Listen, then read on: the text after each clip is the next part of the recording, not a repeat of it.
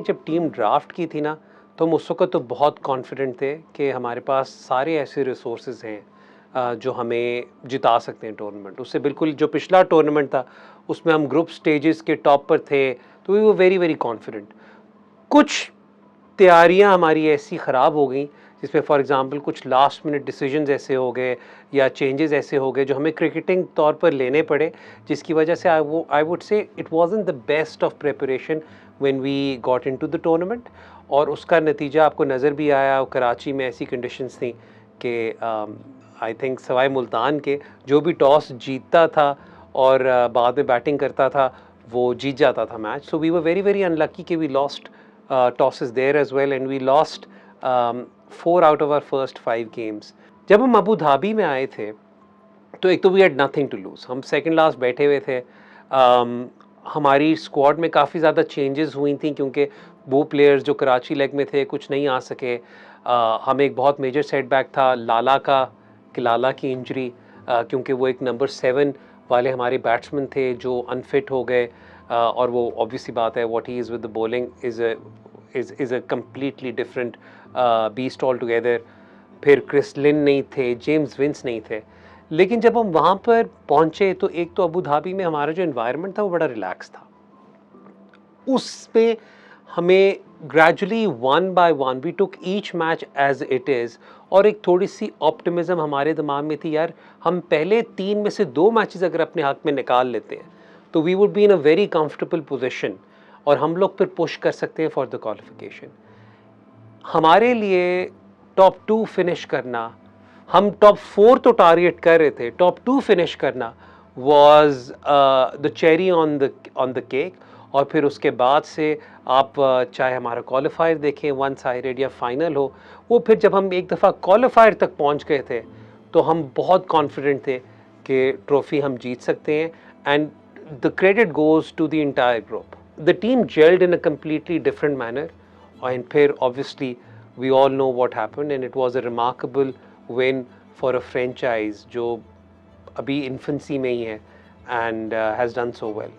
सुहेब मकसूद मेरे नज़दीक एक इनिग्मा है कि वो खिलाड़ी वो कुछ नहीं जीत सका या वो उसे रिकग्निशन नहीं मिली जितना उसका टैलेंट अलोन उसे दिला सकता है। सुहेब के साथ थोड़ा सा हमारे साथ जो सिचुएशन थी, खाली सुहेब के साथ नहीं शान के साथ भी ये हुआ था कि जब हमने एक दफ़ा अपना ड्राफ्ट किया था तो हमने इतने बड़े बड़े नाम अपने टॉप ऑर्डर में पिक किए हुए थे कि Suhaib had to play at number 6 या नंबर 5। शान इस वजह से 11 में नहीं आ सक रहे थे उस वक्त क्योंकि हमारा टॉप 3 बन रहा था लेन, रिजवान और Vince. Trump card was when Suhaib himself came forward and Abdul Rahman साहब को मैं इसका बहुत क्रेडिट देता हूँ कि वो भी आए। उन्होंने कहा कि जी सुहेब की best position inside the power play है, तो आप उसे नंबर 3 पे खिलाएं, बाकी आप इस वक्त उस पर छोड़ दें।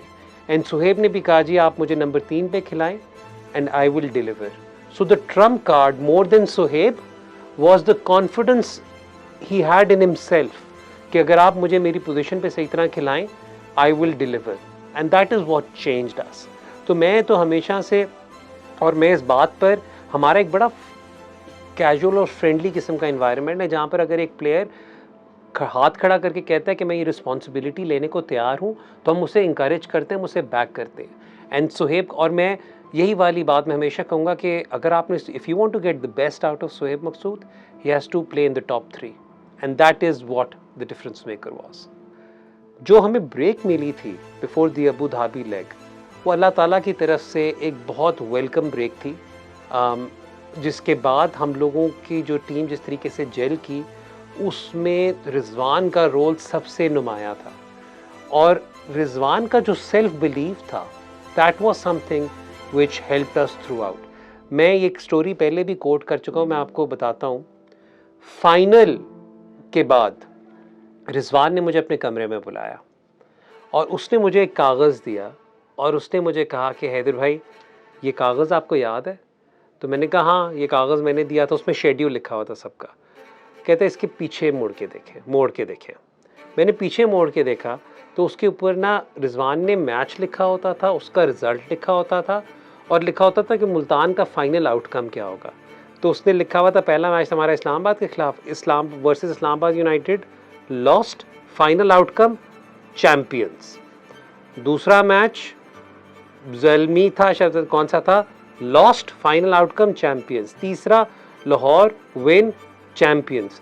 तो कहते हैं मैं तो पहले दिन से मुझे पता था कि हम चैंपियंस बनेंगे, और वो उसने सबका रिजल्ट लिखकर चैंपियंस लिखा हुआ था। और उसने जब भी बात की हमारे ड्रेसिंग रूम में, चाहे हम हार रहे होते हैं चाहे हम जीत रहे होते हैं, तो आप सबने वीडियोस भी देखी हैं हमारे ड्रेसिंग रूम की, उसने हमेशा हम एक दूसरे को चैंपियन बुलाकर उसने मुखातिब किया है। और उससे आपको पता चलता है जो उसकी कन्विक्शन थी, जो उसकी डिटर्मिनेशन थी, and the way he has led has been phenomenal. Bat से तो जो वो करता है तो करता है, but as a leader, as someone who unites the dressing room, जितनी भी रिजवान की तारीफ की जाए कम है।